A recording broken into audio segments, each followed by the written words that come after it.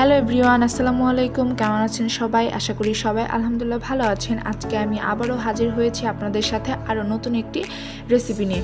আজকে কোনো blog video হবে না, আজকে হবে একটি রেসিপি শেয়ার। সেটা হচ্ছে ক্যারামেল পুডিং। ক্যারামেল পুডিং কত তাড়াতাড়ি এবং কত সহজে যে পারফেক্টভাবে বানানো যায়, আজকের এই রেসিপিটা দেখলে যারা নতুন রাঁধুনি আছেন তারা কিন্তু খুবই অল্প সময়ের মধ্যে এই রেসিপিটা শিখে যেয়ে ক্যারামেল পুডিংটা বানিয়ে আপনারা ট্রাই করে দেখতে পারেন। পুডিং বানানোটা শেখার জন্য অবশ্যই কিন্তু আমার পুরো ভিডিওটি না কেটে দেখতে হবে। তো পুডিংয়ের মিশ্রণ তৈরি করার জন্য আমরা প্রথমে একটি মিক্সিং বল নিয়ে নিয়েছি এবং কি 3টা ডিম নিয়ে নিয়েছি। আমি এখানে 3টা ডিমের পুডিং বানাবো। আর এখানে আমি প্রায় 1 কেজি দুধকে জাল করে আধা কেজি করে নিয়েছি, যদিও এই দুধ জাল করা ভিডিওটা আমার করা হয়নি। তো প্রথমে 3টা ডিম ভেঙে নিয়ে খুব ভালোভাবে 3টা ডিমকে ফেটিয়ে নেব একটা কাঁটা চামচের সাহায্যে। আপনারা চাইলে কিন্তু হ্যান্ড উইজও ব্যবহার করতে পারেন।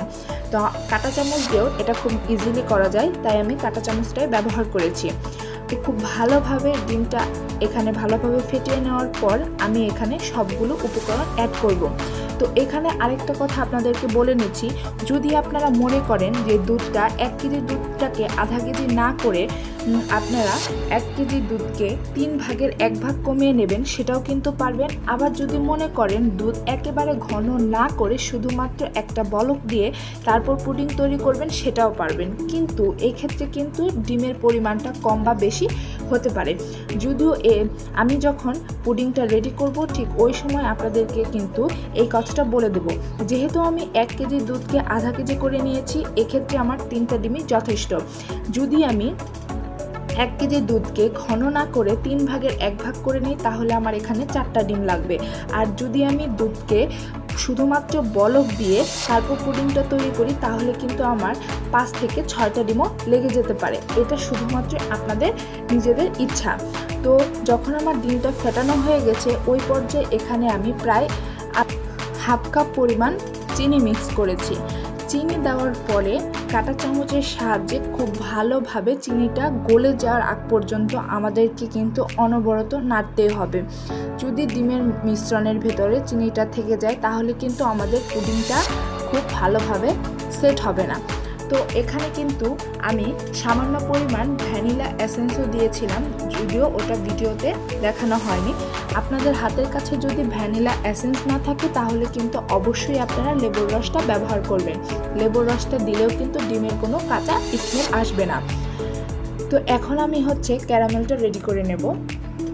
এখানে আমি 3 থেকে 4 টেবিল চামচের মতন চিনি দিয়ে সামান্য পরিমাণ পানি দিয়ে কড়াইতে বসিয়ে দিয়েছি।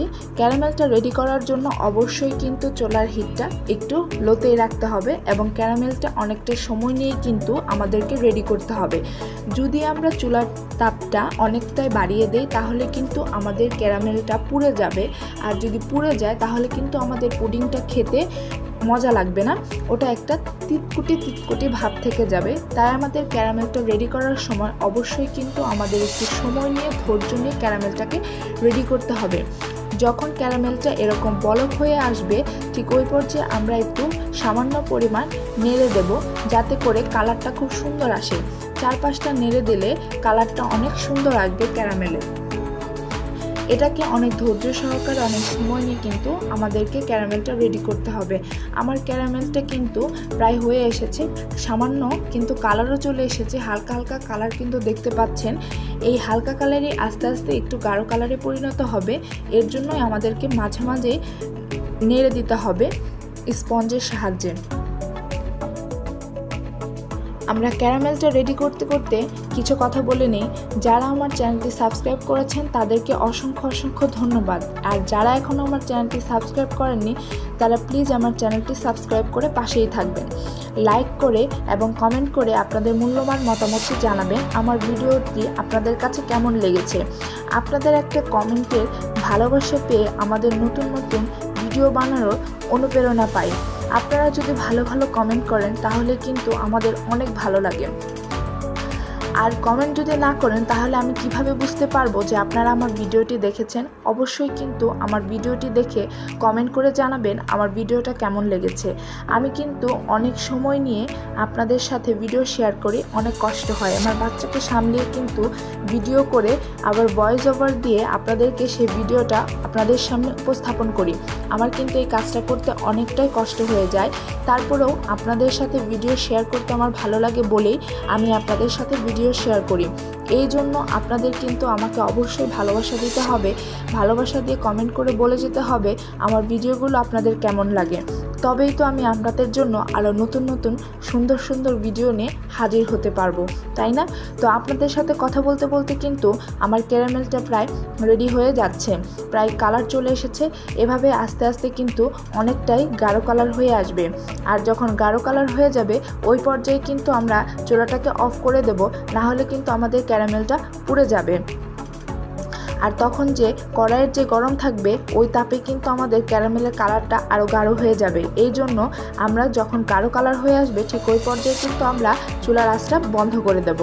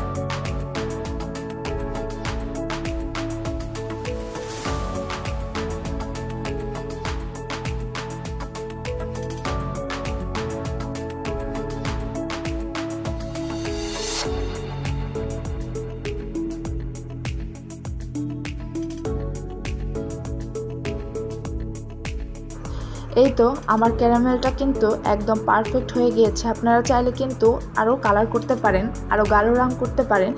এখন আমি যে মোল্ডে মানে যে বাটিতে আমি পুডিংটা সেট করব সেই বাটিটার মধ্যে ক্যারামেলটা ঢেলে নিচ্ছি। খুব ভালোভাবে ছড়িয়ে নিলাম। আমার ক্যারামেলটা ছড়াতে গিয়ে একটু শক্ত হয়ে গিয়েছিল, ঠান্ডা হয়ে গিয়েছিল বলে বাটিতে খুব সুন্দরভাবে ছড়ানো হয়নি। আপনারা চেষ্টা করবেন অতি তাড়াতাড়ি, খুবই তাড়াতাড়ি এই ক্যারামেলটাকে বাটিতে সেট করার জন্য।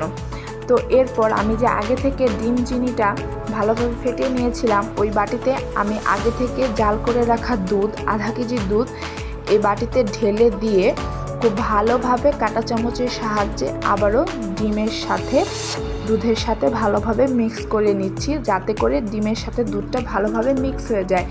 মিক্স করা হয়ে গেলে আমাদের ক্যারামেলটা যখন বাটিতে সেট হয়ে যাবে ওই পর্যায়ে আমরা কিন্তু এই দুধটাকে ওই বাটিতে ঢেলে দেব। এবং ঢালার সময় একটা ছাঁকনি ব্যবহার করব, কারণ আমরা যে ডিমের ভেতরে কিন্তু অনেক আঁশ থাকতে পারে, আবার দুধের ভেতরেও অনেক ফেনা থাকে। তো যদি আমরা ছাঁকনি দিয়ে ছেঁকে নেই তাহলে কিন্তু আমাদের পুডিংয়ের ভেতরে কোনো প্রকার লাম্পস থাকবে না, পুডিংটা অনেক সফট এবং অনেক সুন্দর হবে। এর জন্য আমরা একটা ছাঁকনি দিয়ে চেলে নেব। তো এই তো দেখতেই পেলেন আমাদের কিন্তু বাটিতে দুধটা ঢালা হয়ে গেছে।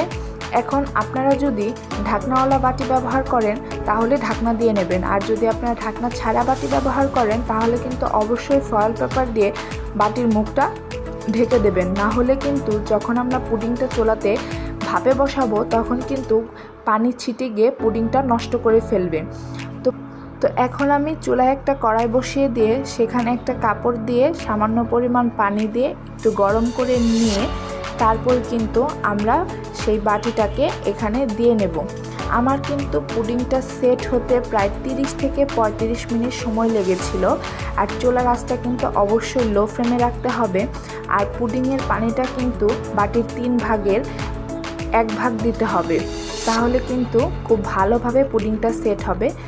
আমার 30 থেকে 35 মিনিট সময় লেগেছিল। আপনারা কিন্তু আপনাদের কমও লাগতে পারে বা একটু বেশিও লাগতে পারে, এটা হচ্ছে জারের ওপর ডিপেন্ড করবে। তো পুডিংটা চুলা থেকে নামিয়ে নেওয়ার পর আমি 2 থেকে আড়াই ঘন্টার মতন এটাকে ফ্রিজে ঠান্ডা হওয়ার জন্য রেখে দিয়েছি। যদি ঠান্ডা না করে বের করি তাহলে আবার পুডিংটা ভেঙে যেতে পারে। আপনারাও কিন্তু পুডিংটাকে ঠান্ডা হওয়ার জন্য ফ্রিজে রেখে দেবেন, তাহলে কিন্তু অনেক সুন্দরভাবে দেখবেন পুডিংটা বের হয়ে এসেছে বাটি থেকে। তো এই তো আমার পুডিংয়ের কিন্তু ফাইনাল লুক, দেখতেই পাচ্ছেন কতটা সুন্দর হয়েছে, কতটা নরম হয়েছে। পুডিংটা খেতে অসম্ভব মজা হয়েছিল, অনেক পারফেক্ট হয়েছিল। আমার রেসিপি ফলো করে যদি কেউ পুডিংটা বানান অবশ্যই কিন্তু আপনাদের পুডিংও আমার পুডিংয়ের মতন একদম পারফেক্ট স্পঞ্জি একটা পুডিং হবে। তো আপনারা কিন্তু বাসায় অবশ্যই এভাবে পুডিংটা বানিয়ে ট্রাই করে দেখবেন আর কমেন্ট করে অবশ্যই আমাকে জানাবেন যে আমার রেসিপিটা ফলো করে আপনাদের পুডিং কেমন হয়েছে এবং বাসার সবাই আপনাদের পুডিং দেখে কি পরিমাণ রেসপন্স করেছে। তো আমার পুডিংটা দেখে ভয়েস ওভার দিতে গিয়ে এখন আবারও খেতে ইচ্ছে করছিল, এত মজা হয়েছিল কি আর বলবো। আমি কিন্তু একাই অর্ধেক পুডিং খেয়ে ফেলেছিলাম, এতটা টেস্ট হয়েছিল। আমার হাতে ফার্স্ট পুডিং এতটা ভালো হয়েছে যা বলার বাহিরে।